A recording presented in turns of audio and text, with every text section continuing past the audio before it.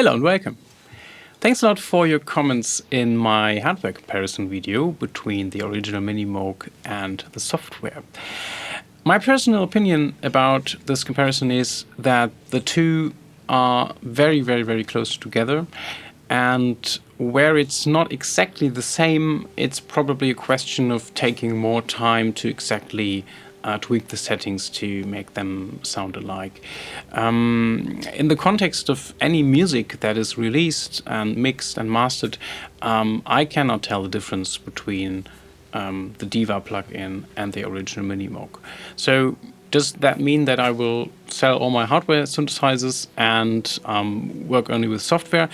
Probably not, because still it's a big problem to really work with software in a live set and in a creative way. When I make my performances and my home concerts, I usually start with a certain set of sounds and sequences that I arranged before, and then spontaneous ideas come in, and then I want to quickly change the bass sound into noise, percussion or whatever, and with my hardware synthesizers I have some muscle memory that allows me to quickly tweak everything the way I want. With software, that would mean to prepare everything with microcontrollers, and Bitwig helps a lot there. It's also possible to control different parameters from different synthesizers with the same controller at the same time. This is something that's not possible with push, at least not without some workarounds. But here everything needs to be prepared in advance and planned.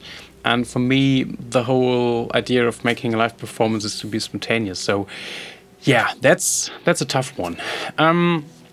Still, when I make music just for like a release and not a live performance, I really love to use software because it's a bit more precise. You can draw all the automation curves. Yeah, I really like that. Also, let's have a look again here at the scopes. You can see that this is the noise floor which is happening on the Prophet-10.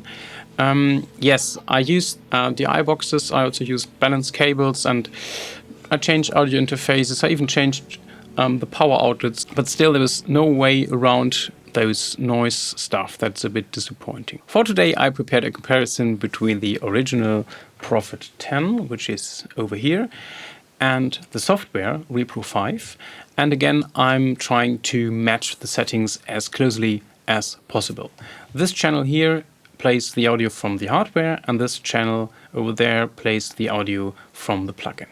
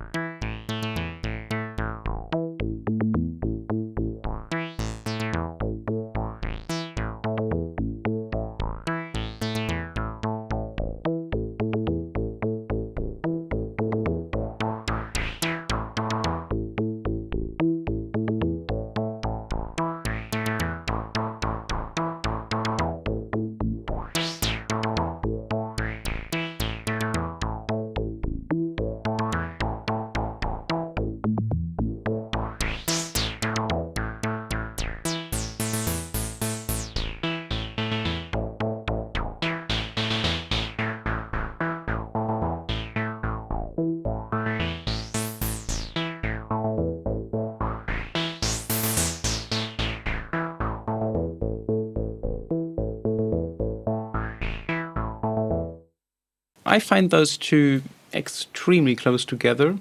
Again, it's always a question of very fine adjustments to the settings.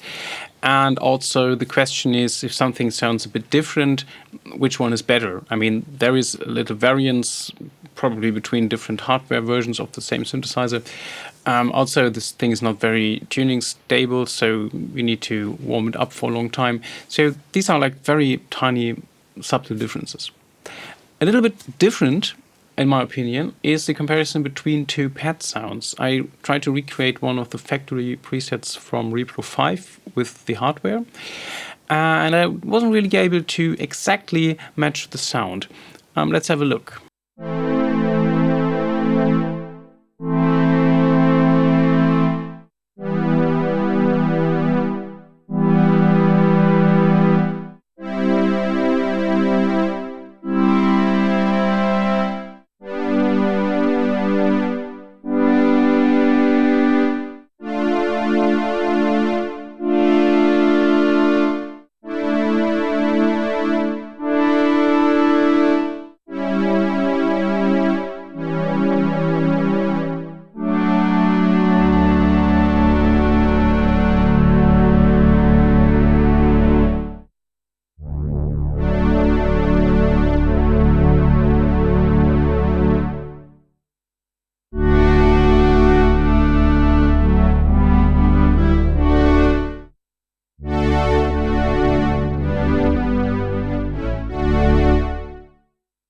Very hard to explain. I'm not really sure if I can explain what the differences are between those two sounds, but I spent the whole evening yesterday trying to match those sounds, and I was unsuccessful.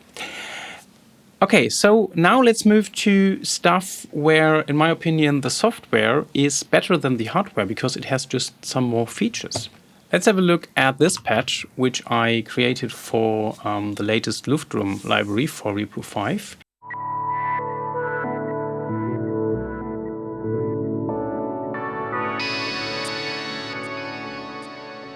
And even with the effects aside, you can reproduce this sound with the hardware, because first I have modulated the resonance of the filter with an envelope, which is not possible on the hardware.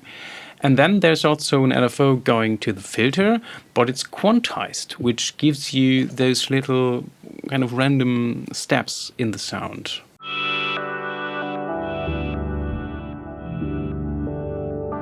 And also, like I mentioned, the filter envelope modulates the intensity of the resonance, which gives you those little very high resonance spikes. Let's have a look at another patch.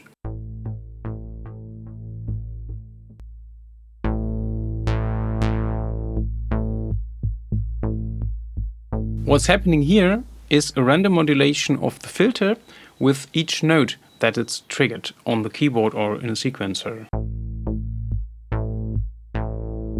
This is possible because in the modulation matrix I have an LFO, but the LFO is sampled with the sample and hold module, and this is reacting to the gate. So with each note it samples the current state of the LFO, and so it gives like a kind of random output. And this is routed to the filter frequency. This is something you can't do with the hardware. So in this case, the software has more features that you can use for sound design. So the question is, how do you trade those in? What's more important? Is it more important to have hands-on control on the hardware? Maybe like 1 or 2% better sound, the nice noise from the power supply or whatever.